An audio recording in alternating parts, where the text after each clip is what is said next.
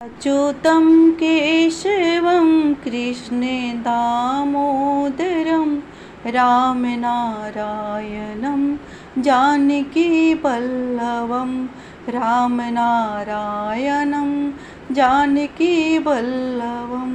कौन कहते कि भगवान आते नहीं, कौन कहते कि भगवान खाते नहीं, सौरी की तरह कोई खिलाते नहीं, द्वारपति की तरह कोई बुलाते नहीं। राम नारायणं जानकीवल्लभं राम नारायणं जानकीवल्लभं। जय श्री हरि विष्णु। ओम नमः शिवाय। श्री शिवाय नमस्तुभ्यं। हर हर महादेव। प्रिय दोस्तों, मैं मीतू शुक्ला SPM ब्लॉग में आप सभी का स्वागत करती हूँ। आइए जानते हैं पाप मोचनी एकादशी व्रत कथा एवं महात्म। इस व्रत को करने से कौन सी ऐसी पाप है जो इस व्रत को रखने मात्र से, कथा सुनने मात्र से नष्ट हो जाती है, और कौन से ऐसे उपाय है जिसको कर लेने से मनुष्य की सारी कामनाएं पूर्ण हो जाती है और विष्णु भगवान के साथ माँ लक्ष्मी की कृपा बनी रहती है। तो बने रहिए मेरे साथ मेरे वीडियो में। प्लीज़ मेरी वीडियो अच्छी लगती है तो वीडियो को लाइक करेंगे, चैनल को सब्सक्राइब करेंगे, बेल आइकन को प्रेस करेंगे, जिससे मेरी वीडियो का न्यू नोटिफिकेशन सबसे पहले आप सभी के पास पहुँचे। तो प्रिय दोस्तों, ये पाप मोचनी एकादशी है जो चैत्र कृष्ण पक्ष 11 को आती है, इसलिए इसको 11 भी कहा जाता है। ये तिथि, एकादशी तिथि विष्णु भगवान को अति प्रिय है।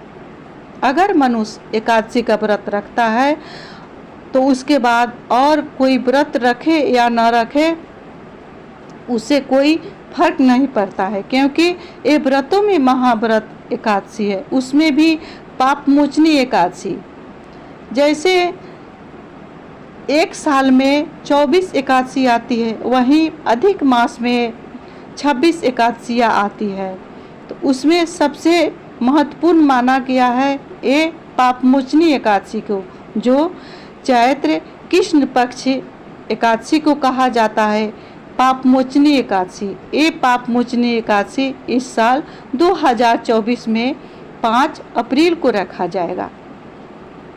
प्रिय दोस्तों, मैं एक वीडियो आप सभी को दे चुकी हूँ जिसमें पूजन विधि, पारण विधि और हरिवासर का समय क्या रहेगा, वो समय सारी तमाम जानकारियाँ उस वीडियो में आप सभी को दे चुकी हूँ। अब आइए इस वीडियो में कथा सुनेंगे कि इस पाप मोचनी एकादशी का कथा का कितना महत्व है, इस कथा को सुनना क्यों जरूरी है, किनको इस कथा को सुनना चाहिए, इस व्रत को करना चाहिए। अगर आप किसी कारणवश, क्योंकि सभी आदमी एकादशी का व्रत नहीं रख सकता है, जो मेरे भाई बहन माताएं बहनें बीमार है, जिनको दवा ही लेना है, अन्न खाना ही खाना है, तो उनको क्या करना चाहिए जिससे इस पाप मोचनी एकादशी का पूर्ण फल प्राप्त हो और सारे पाप रोग दुख दूर हो जाए। उसके लिए क्या करना चाहिए? तो सुबह ब्रह्म मुहूर्त में उठ करके स्नान करके विष्णु भगवान के सामने जा करके एक दीपक प्रज्वलित करना चाहिए। वहाँ अपना नाम गोत्र बोलते हुए विष्णु भगवान से प्रार्थना करना चाहिए।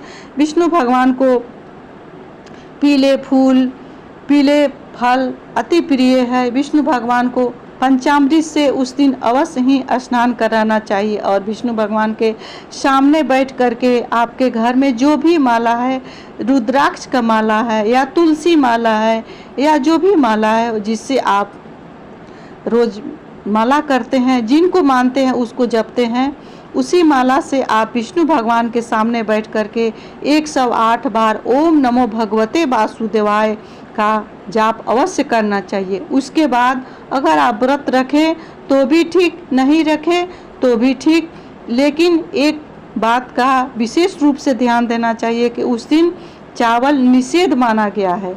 क्योंकि सारे पाप चावल में ही समाहित रहता है एकादशी तिथि पर। तो उस दिन अगर आप व्रत नहीं भी रखते हैं तो आपको रोटी लेना चाहिए। रोटी के साथ दाल लें, सेंधा नमक से बनी सब्जियां आप ले सकते हैं। अपने भोजन को निरामिष रखें। इस तरह से आप व्रत रख सकते हैं। इससे विष्णु भगवान अति प्रसन्न होते हैं और कथा का श्रवण करना चाहिए। पापमोचनी एकादशी व्रत कथा सुनने मात्र से मनुष्य के किए हुए सारे पाप धुल जाते हैं और सारे पुण्य की प्राप्ति होती है।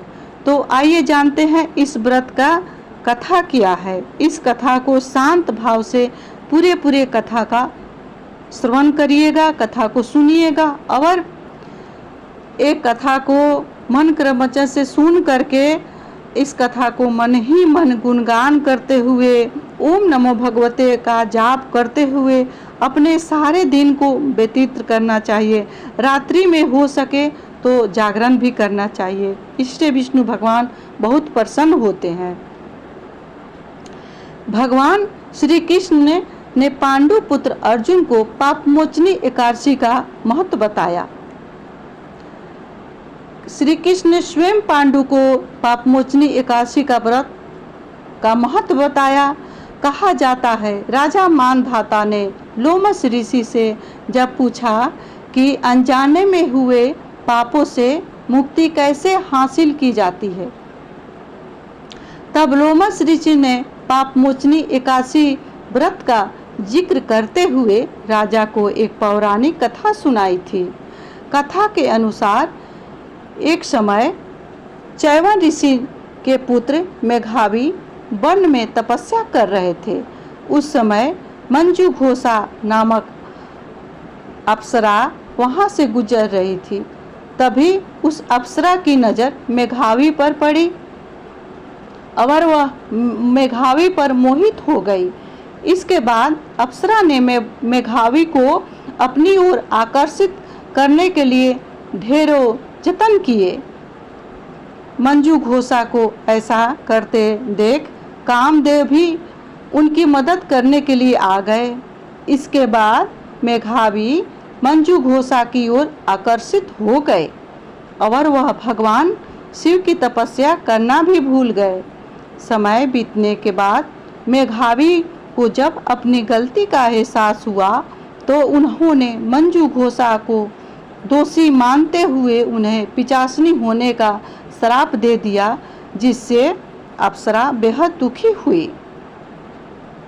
क्योंकि मेघावी बहुत धर्मात्मा पुण्यात्मा था। मेघावी ने वन में आए हुए थे, वो शिव की आराधना करके अपनी सिद्धियां पाना चाहते थे, लेकिन मोहवश से उन्होंने मंजू घोषा के लुभाई हुई बातों में पड़ गए और मंजू घोषा पर मोहित हो गए। अप्सरा ने तुरंत अपनी गलती की क्षमा मांगी। अप्सरा की क्षमा याचना सुनकर मेघावी ने मंजू घोषा के चैत्र मास की पापमोचनी एकादशी के बारे में बताया। मंजू घोषा ने मेघावी के कहे अनुसार विधि पूर्वक पापमोचनी एकादशी का व्रत किया। पापमोचनी एकादशी का व्रत के पुण्य प्रभाव से उसे सभी पापों से मुक्ति मिल गई। इस व्रत के प्रभाव से मंजू घोषा फिर से अप्सरा बन गई और स्वर्ग में वापस चली गई।